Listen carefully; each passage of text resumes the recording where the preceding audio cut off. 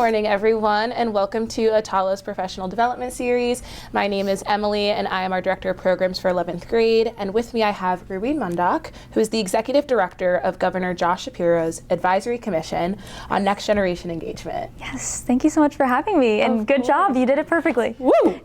All right, just to kind of kick us off, would you tell us where you are originally from and what some of your interests growing up were? Yeah, so I'm from here, from Lancaster, born and raised. I was a Hempfield graduate and a Millersville graduate, so fully, dug my roots in very deep and still live here. I absolutely love it and don't think I'm going anywhere anytime soon. When I was growing up, my life was pretty centered around media and digital media from a young age. Actually, since literal birth, my dad always had a camera out. We have, my sister and I each have an hour-long video that he created of our first year of life. Whoa. Like, it was intense. When I was like 5 or 6, he started teaching me how to edit videos. He is a huge podcaster and digital media guru, I guess. So, we grew up with a recording studio in our basement. We would go down there and film movies or record us singing poorly. So digital media was just basically my biggest interest growing up. I started a YouTube channel when I was 13, which some of the videos are still live. One is Middle School Expectations versus Reality, which I will say had 22,000 views. That's really good. Yeah, and I did YouTube stuff throughout middle school into high school, and then ended up studying media arts production, but ended up in a career field that is very not related to that. So let's expand on that a little bit. So as someone who did study media arts production and digital media, how did you utilize these digital media skills that you developed while working in now government? Yeah, sometimes it's tough, I will say. I really try my best to bring creativity to my role and kind of still utilize those passions that I have. The commission that I run, we have social media, so I can create content for our social media, our Instagram page. I also work closely with the governor's digital team, coming up with different content ideas. As I'm sure a lot of you are aware, you've probably seen one of the governor's TikToks at some point. They are really active online. So we have a work group that kind of just brings content ideas to the table, gives me an excuse to scroll on TikTok and come up with ideas. And I started my time in his digital office as an intern. So kind of just keeping those connections to the digital side of things has been really important to me. But then also personal projects and just making sure that I'm staying creative outside of work. I sometimes still vlog a little bit. Those do not see the light of day, or take photos with my friends or when I'm out and about, or just messing around on Canva, just anything I can do. I had a podcast for a few years, thinking about getting back into that space. So I think having that work-life balance and trying to keep that creativity and those passions alive in and out of work has been really important. Absolutely. And I do love the social media components of your role. That's what I get to see online. I'm curious, though, if you could expand on some of the other parts of your role that might not be as visible to the public. Yeah. So I can kind of give a rundown on even what the commission is.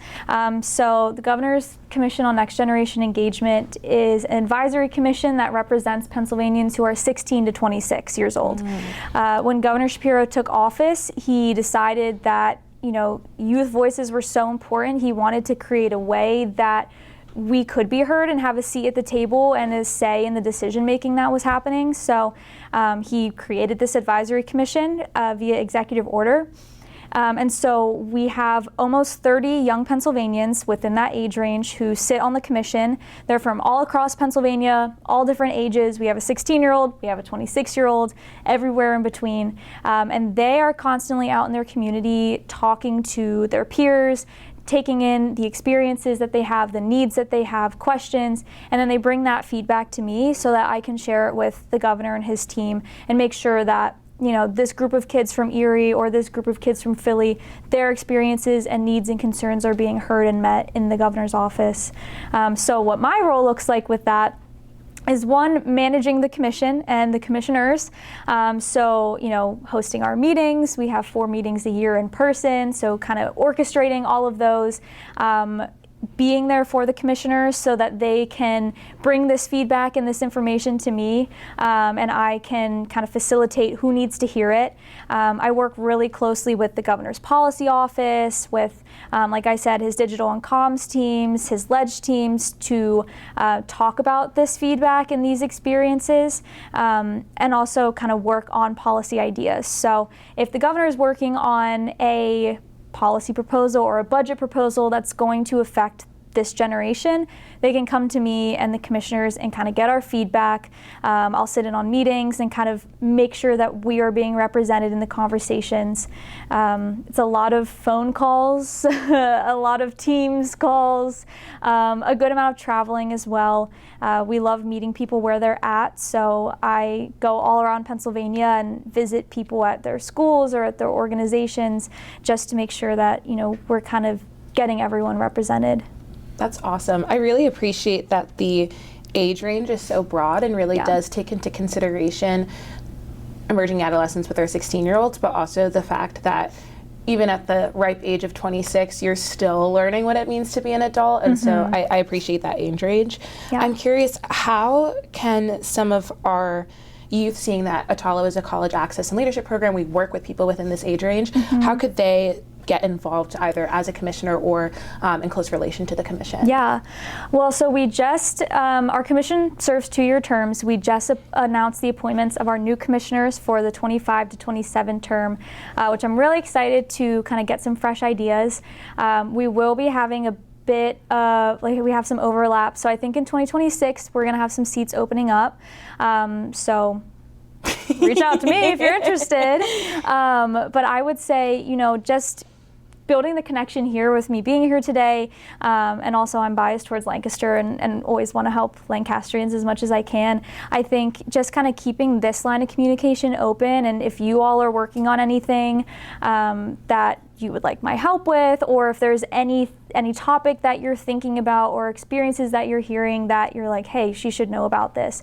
I'm always happy to set up calls or come down and meet with everyone, and just have those conversations and, keep this communication and this relationship going, so that your voices are being heard. That's amazing. I think this is something that I know exists in the world, and also hearing it as a reminder from you today is super important, just to make sure that we're constantly reminded that our voices do matter. Yes. Because I don't think we can ever hear that enough. Yes, and that's one thing the governor says all the time. A lot of politicians on the campaign trail make promises, especially to young people, because they know it's such a crucial vote. They'll go to college campuses and they'll say, hey, vote for me, get out and vote. College, recruit people on your campus, register college students to vote, and then they get elected, and then you never hear from them again. And it's like, what did we just do all of that work for? I think that's where he's a bit different, and where my kind of interest in working for him came from, is I saw him make these promises, and then I saw him put in the work to keep them. Even when it came to his inauguration, I was one of 2 Gen Z members asked to serve on his inaugural committee, which didn't even know that was a thing. And we basically worked to make sure that young people around Pennsylvania had free lodging, free transportation, and free access to the inauguration ceremony and then the party in Lidditz. So even just that example of making sure that the people who put in the work to get him elected were included in the celebrations really meant a lot to a lot of people, and it's cool to see him keeping those promises. That's amazing. I'm curious, how did you find yourself first getting involved with not just Governor Shapiro, but also just a career in public service? You mentioned interning with him. Yeah, I really had no intention of ever working in state government. I wasn't against it, just never crossed my mind.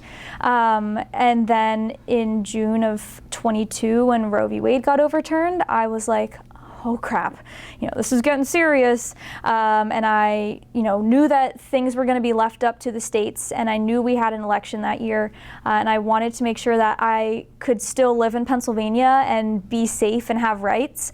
And so I randomly on a whim looked up, who's running for governor in Pennsylvania, found this guy called Josh Shapiro, and I went on his website, and there was a little tab that said students, and they had a part of their campaign was Students for Shapiro. And so this fateful day in June, I clicked, create a chapter, started a chapter of Students for Shapiro at Millersville.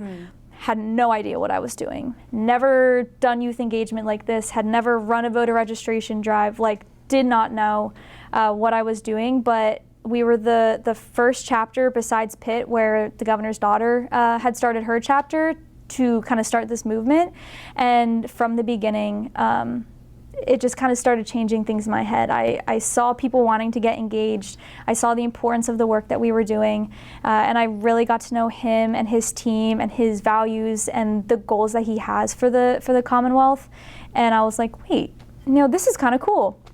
And so after getting to work with him and his team on the campaign, like I said, served on the inaugural committee, and then was like, I need an internship, might as well ask. And so I was the first intern of his administration in the digital office for about 2 months before they created this commission and gave me the opportunity to interview for it. And I was still a college student at the time, have a couple of my professors here that had to deal with me missing class and working around weird schedules. So it was a bit of a double life for a bit, all of a sudden working full-time in state government and being a student, but it worked out, and here we are, and I'm very grateful. That's amazing. That actually makes a lot more sense as naturally as one does. I was doing a little bit of research on you, and I found a lot of videos yes. online. And one of them that I thought was really cool is that, I forget the percentage, I think it was pretty high, but there was an overturn in allowing more state jobs or jobs within the state government that didn't require a college degree. Yes. So this is making a lot of sense as to how you were able to start full time. Yeah, that was the first kind of action he took, was eliminating. So now 92% of our state jobs you don't need a college degree for, which was huge. We've seen increases in all sorts of areas. Our state police, we've seen huge increases in people going into the cadet program. Obviously it worked out for me. It was great. So it's, one of the first things he did, and we've seen it pay off. That's amazing. I also really appreciate your story as a sentiment that there's no harm in asking. Yes, yes. Asking for help, asking for advice, asking for a job. Yes, oh my gosh. 100%. That's something that has been ingrained in me since I was born. My parents have always told me, first of all, it's who you know.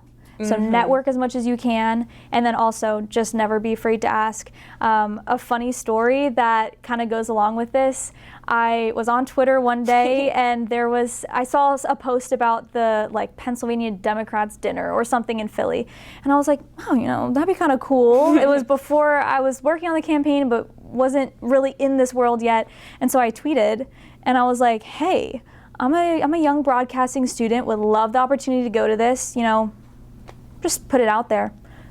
Lo and behold, somebody who works for the PA Young Dems or something responded and was like, I have an extra ticket, you want to come? And I was like, yeah, okay.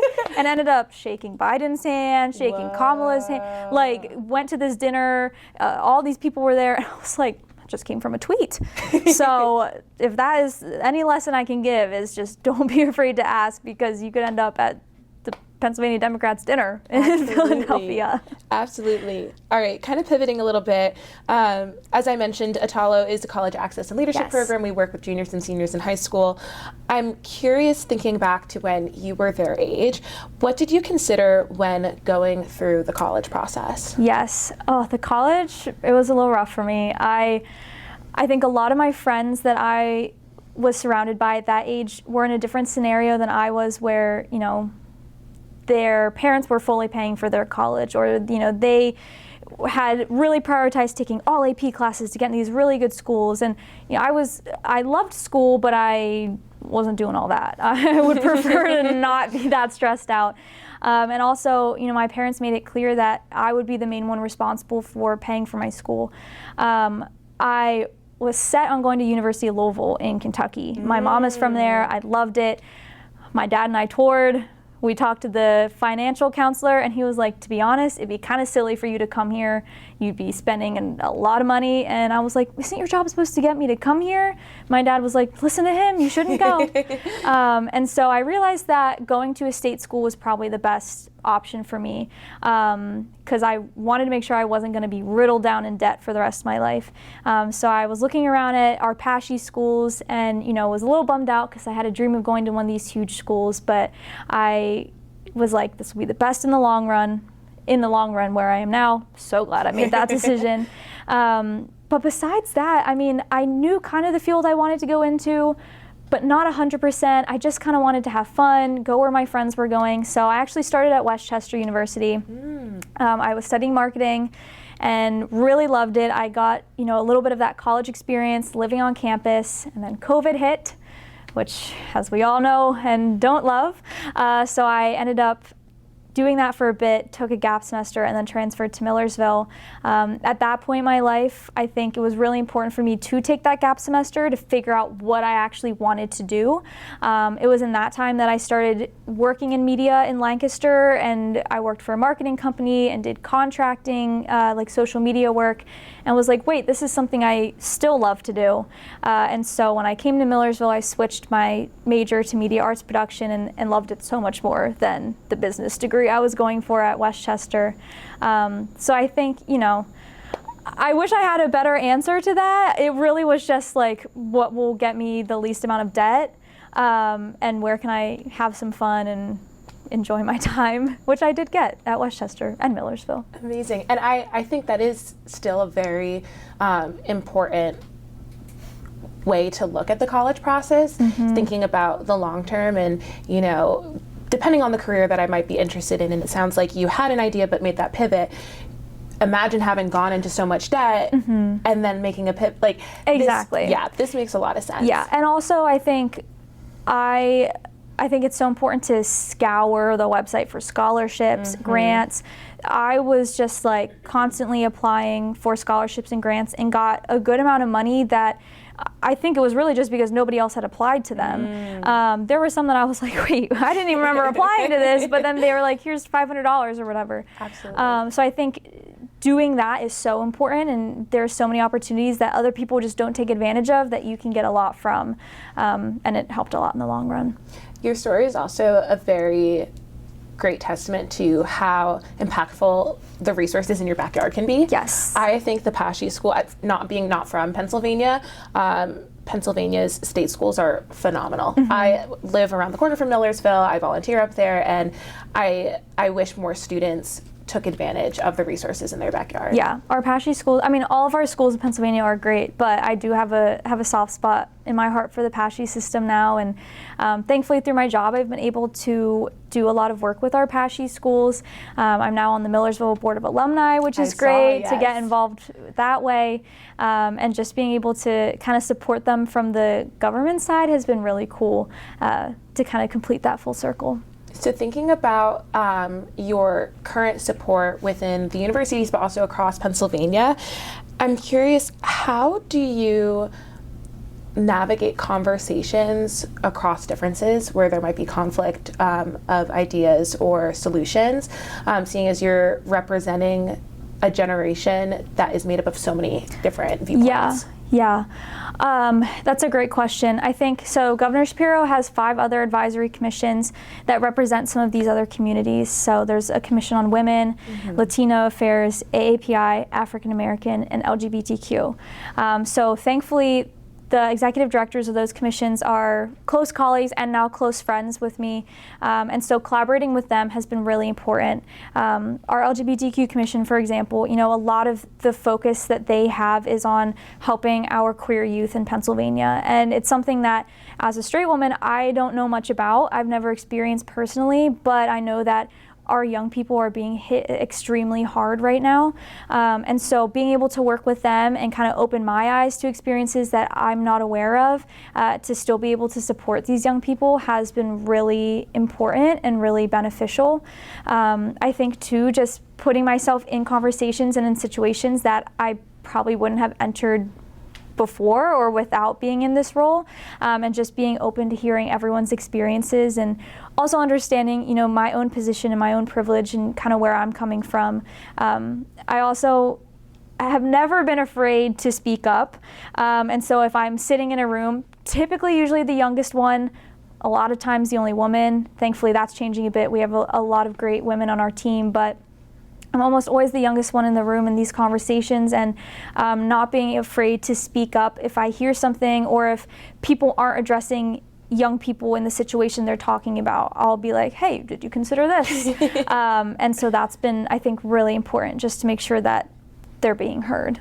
Absolutely. And you've already answered a question that came up for me in our conversation, which is, how do you navigate sometimes being the youngest person in the room? I'm curious if you have had to have like an evolution of this where maybe you weren't assertive, and how have you found your voice and your place? Yeah, I mean, imposter syndrome is so real. I've been in my role for almost 3 years, and I still, almost every day, I'm like, what am I doing here?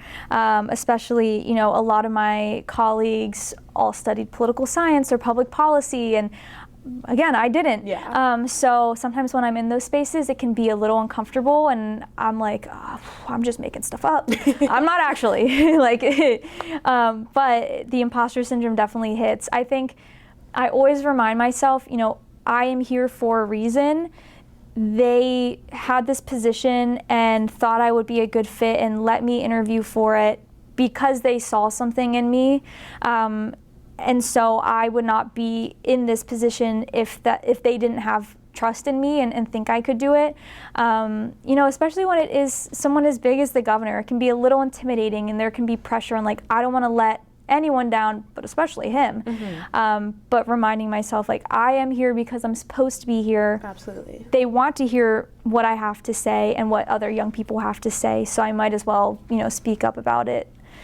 Yeah, I'm working through it every day. A lot of therapy. Honestly, too. A lot of therapy. I love it. And I really appreciate your honesty and authenticity when talking about these experiences and not just brushing it off like you have everything under control. Because again, I think that is something that is almost an expectation, that you kind of put this face forward and pretend like, fake it till you make it, if you will. Yes. And that is definitely important. And I also appreciate being honest about the times where you might feel imposter syndrome. Yeah, I think it's great too. I mean, so the commissions are housed in our external affairs department or office.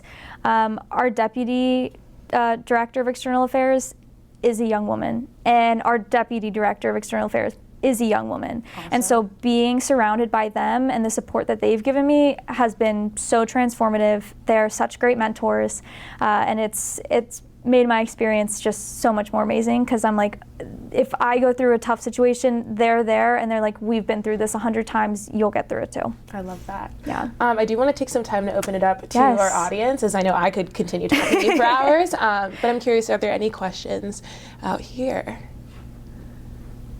Leo! What have the 16 to 20-year-olds been saying? Yes.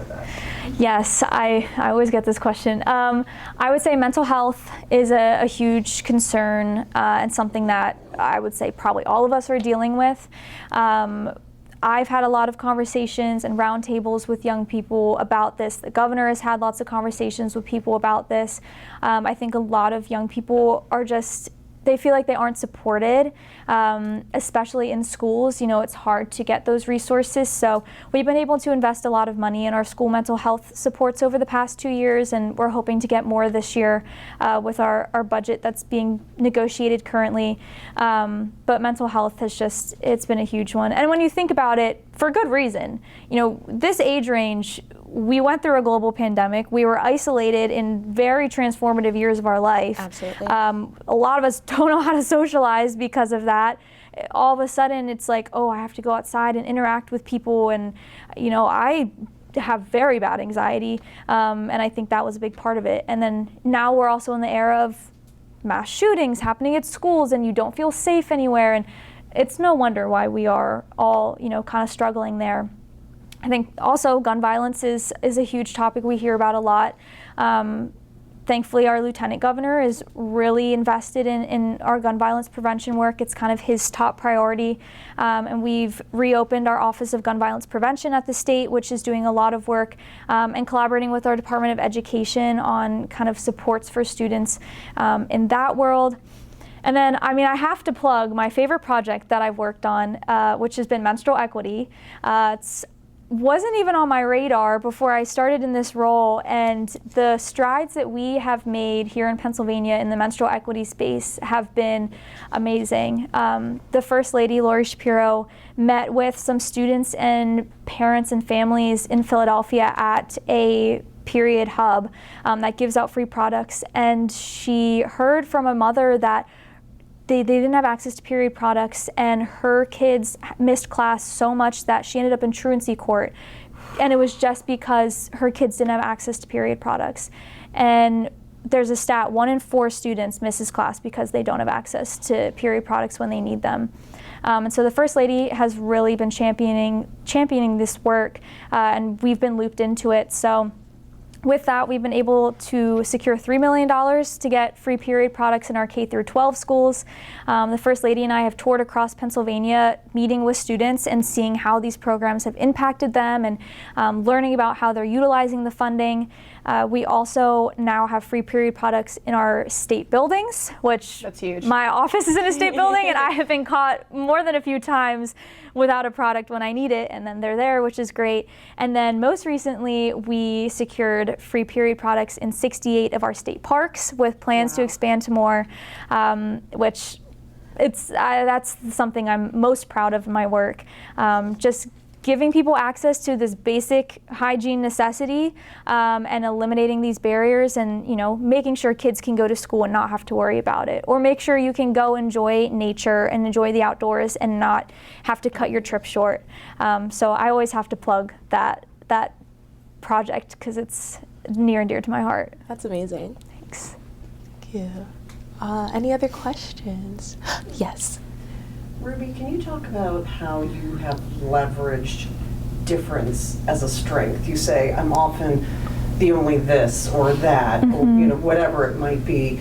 How you have learned to say, I can kind of parlay this into something that can make me powerful. Yeah, I think, our differences are our strengths, and I think right now when we're in such a divided world, it's important to look at our differences and then also find our similarities. I think, like I said, just from being able to talk to so many people and hear other people's experiences and also be able to share mine, I've just really learned that most times in the room, we aren't going to be that similar. But talking about those differences can make you get better work done, I guess. Going back to the period poverty and the menstrual equity work we've done, thankfully I am privileged enough, I've never not been able to buy pads and tampons, but there are a lot of people out there that haven't been fortunate enough, and they have struggled or had to use socks or something like that instead. And so hearing those experiences that are different than mine then led to all of this work. So I think just kind of realizing that those differences, while sometimes they can be kind of hard to look past, because some differences I'm like, what? Everyone has their own experiences and their own thoughts and morals for a reason, and kind of understanding why people feel different and what those differences are can really help kind of in the long run get real work done. Yeah. Thank you. Other questions? Terry? Yeah, I was wondering if you have advice for students who might be worried about the translation of the skills that they gain in college into the workforce. Because I think a lot of students are often guided, whether internally or externally, towards certain majors or things or programs of study in school based on, the perception of how it'll translate to the workforce. Right. So, you brought up, like, digital media isn't necessarily what you do now, but that's the career path that made you happy. So I guess, what advice would you give to a student sort of navigating, what do I study? Yeah, I think don't limit yourself. Study what you want to study. If it's interesting to you, I think you'll get a lot more out of college if you do that. Like I said, I was studying business and just really was not enjoying the classes. I was bored, I wasn't paying attention, I wasn't taking anything from them. Then when I switched majors, I loved it, and I was engaged in my classes, and I was joining clubs and just really passionate about school. So I think, one, don't be afraid to change your major, or to take a gap semester if you need it. Like, those options are there for a reason, and it's not bad to do that. It's normal. Like, everyone has a different college experience, and I'm glad that I did it. Don't be afraid to transfer schools if you want to, if you feel like that's best for you. And I think when you're kind of looking to enter the workforce, don't just limit yourself to what you think you should be applying for based on what you studied. If there's another job that comes open that you're like, oh, that looks kind of cool, apply. You know, you might not get an interview, but you might, and you might love it, and they might love you, and you might end up getting it and getting into a world that you never thought you would get into. And like similarly what happened to me, I now have a deep love for public service and community engagement that I didn't know I had before. So I think also just saying yes to every opportunity. If there's a club or an opportunity that's given to you that you're like, I don't know if this really aligns with what I want to do, just do it anyways. At the end of the day, you'll probably at least have some fun or meet someone cool, or it could lead to something else. Absolutely, and I appreciate that you brought up how important it is to embrace your community and those clubs and organizations. And it sounds like when you didn't love what you were studying, you were less inclined to do that. And when you made that switch, you really embraced those clubs and organizations on campus. And I wish more people heard that it's okay to do that and not just focus on what's in the classroom and actually engage with their community. Yes, At Millersville, we have MUTV, which is our Millersville TV station. My favorite thing I've ever done. Like, oh my gosh, so much fun. The friends that I made there are just like my family still. I was spending hours and hours into the late hours of the night in Bachelor Hall at Millersville, in the TV studio with my friends. It was just so much fun, and I learned so much and got so many opportunities through being a part of that club that I wouldn't have gotten if I wasn't. I went to Vegas for the National Broadcasting Conference, which was fun, and unfortunately was 20, so I couldn't really do anything, but it was still cool to go to Vegas for that conference, and a lot of my fellow classmates in Millersville have gotten to do that too because of the clubs we've been a part of. So it was life-changing for me. That's awesome. I saw another hand, I just couldn't remember.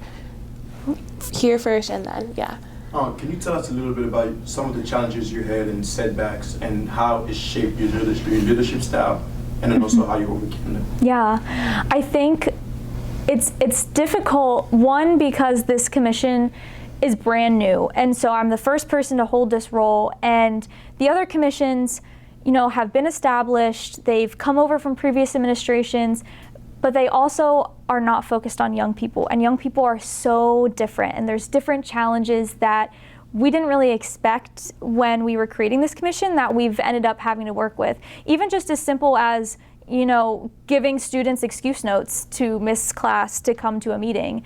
I personally was always looking for a reason to skip class. My commissioners are a lot more dedicated. Sorry. My commissioners are a lot more dedicated, and they're like, well, I don't want to miss class to come. And I'm like, we'll give you a note, please.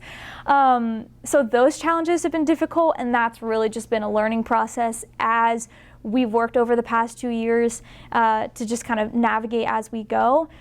I think also working with 16 to 26-year-olds and being a 24-year-old myself, there are always some challenges on kind of like the relationship with the commissioners, differentiating, hey, I'm your executive director versus, hey, we're peers, we're the same age, we're friends, whatever. So I think sometimes it's hard to navigate that and,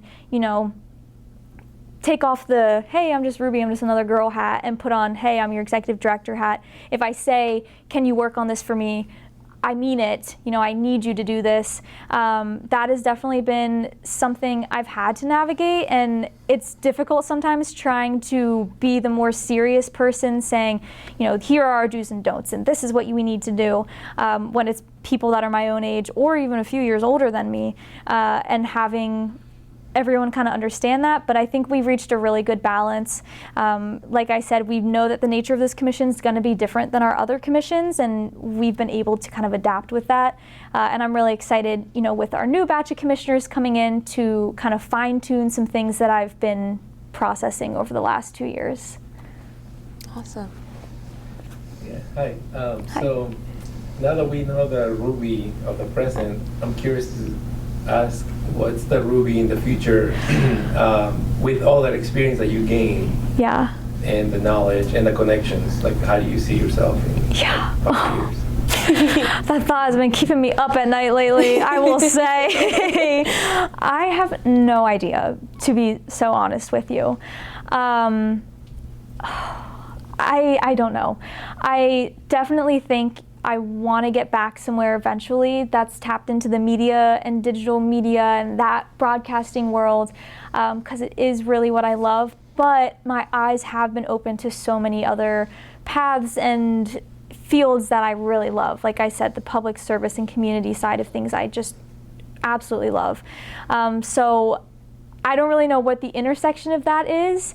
I don't really know what my future holds. I'm gonna stay here for as long as they'll have me. But I think, you know, I'm gonna figure it out when everyone else figures out as well. I think I'll end up somewhere creative in the media space, but I think I'll always do something public service related now, just to kind of keep that engagement going. Seb, you can be our last question. Cool. So I just had to ask, just because of the event that happened recently, are you a Swiftie? What's your favorite Taylor Swift song and thoughts on the Travis? Oh my God. This is like the most important question, and I'm really glad that you Favorite song? That's like, That's a hard question. okay, well clearly I'm a Swiftie. When I broke the news to Emily that Taylor Swift was engaged. When I tell you, so when I work from home, I go to the Candy Factory co-working space, shout out to them. I was there the other day on Tuesday. My friends were not there, so I see the news and I'm like, who do I tell? Who do I tell? I was like, I went up to random people and I was like, guys, she's engaged. One of the ladies there I never met, she stood up and was like, should we hug? I was like, yes, hugged her. Like, I feel like my best friend is engaged. I'm so happy. Yes. I've been saying from the start, it is not PR. Yes. It is real love. Thank you. Also, I will say to all the young people out there who feel like you're falling behind. You know, when I was growing up, this is a life lesson from Ruby. When I was growing up, I thought I was going to be married at 25. I thought I was going to have kids at 28. I'm 24. That's not happening anytime soon. Felt that. But sometimes you feel like you're falling behind. Taylor Swift did not find her husband until she was 34. And so I'm fine. I got 10 years.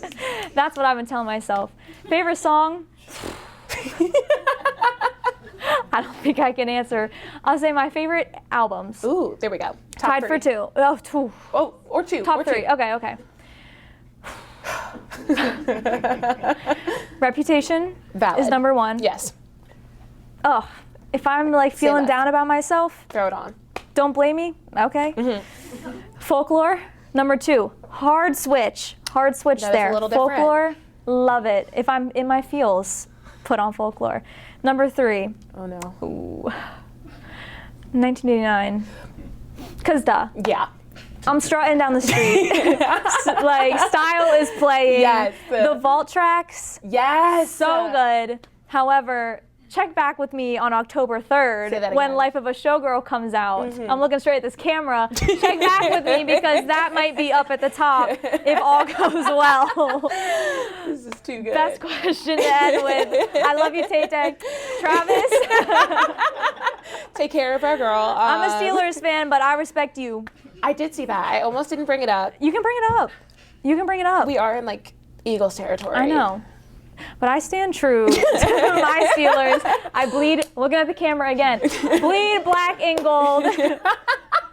Steelers Nation, Steelers are the put that thumb away. Steelers are the Pennsylvania's team. You heard it here first. Probably heard it here last. Yeah. Hopefully the governor doesn't hear that. I don't. Yeah. Yeah, I'm not even from here. Yeah.